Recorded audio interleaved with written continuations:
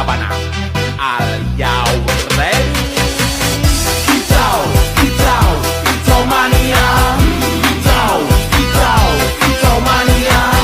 Kicau, kicau. Assalamualaikum warahmatullahi wabarakatuh. Waalaikumsalam warahmatullahi wabarakatuh. Perkenalkan, nama saya Muhammad Ilham. Saya Muhammad Ibnu Ridwan. Saya Muhammad Abdul Rizal. Saya Muhammad Al-Fatih. Kami dari kelompok 1 akan mempresentasikan sedikit tentang cahaya alat optik.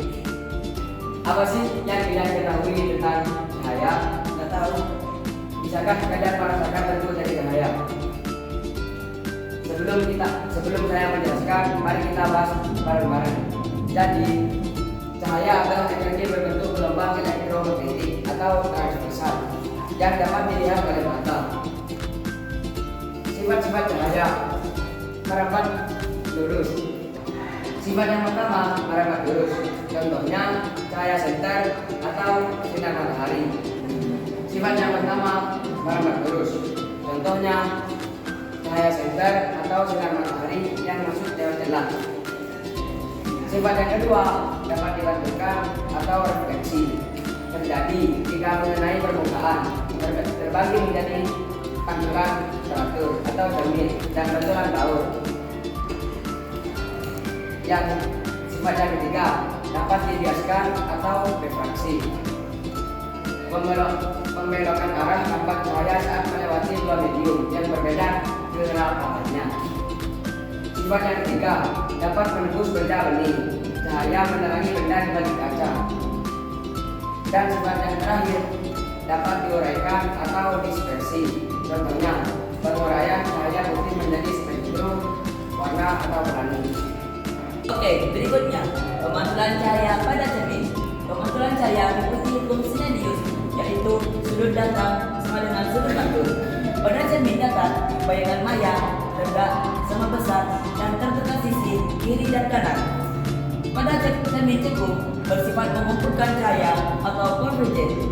Bayangan bisa nyata atau maya, tegak atau terbalik, diperbesar atau diperkecil, tergantung letak bedanya. Pada cermin cembung bersifat menyebabkan cahaya atau divergen. Bayangan selalu maya, tegak, diperkecil. Contohnya seperti spion kendaraan. Dan selanjutnya, pembiasan cahaya pada lensa. Pembiasan cahaya yaitu dibagi dari dua. Pembiasan pada lensa cembung dan pembiasan lensa cekung. Pembiasan sama juga mengikuti hukum Snellius. Jika cahaya lewat dari renggang ke rapat, cahaya dibelokkan mendekati garis normal dan sebaliknya. Pembiasan lensa cembung ini bersifat konvergen. Bayangan bisa nyata atau maya, diperbesar atau diperkecil, digunakan untuk kacamata hipermetropi. Pembiasan pada lensa cekung ini bersifat divergen. Bayangan selalu maya, tegak, diperkecil, digunakan untuk kacamata miopi. Berikutnya adalah alat optik. Apa yang dapat kita gunakan alat optik? Alat optik adalah alat yang memanfaatkan sifat cahaya untuk membantu penglihatan. Seperti contohnya adalah mata. Optik alami bagian utama ialah film berfungsi sebagai pengatur cahaya. Lensa mata berfungsi untuk akomodasi dan retina tempat bayangan. Alat optik yang juga adalah kacamata atau alat bantu mata yang cacat. Yang alat optik ketiga adalah miopi, terlalu jauh atau bisa dibantu dengan lensa cekung atau kacamata minus. Alat optik yang keempat adalah hipermetropi atau lampu dekat, dibantu dengan lensa cekung atau lensa plus.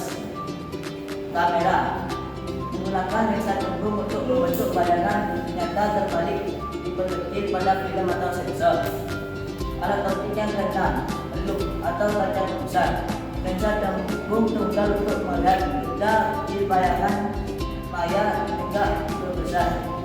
Alat optik yang terakhir adalah mikroskop atau menggunakan dua lensa cembung objektif atau dan ray encoder untuk melihat benda itu.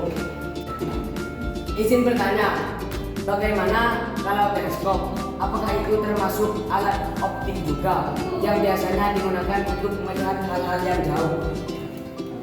Oke, jadi alat teropong itu termasuk alat optik. Kenapa? Karena dalam teleskop juga terdapat lensa yang bantu kita untuk melihat benda yang sangat jauh.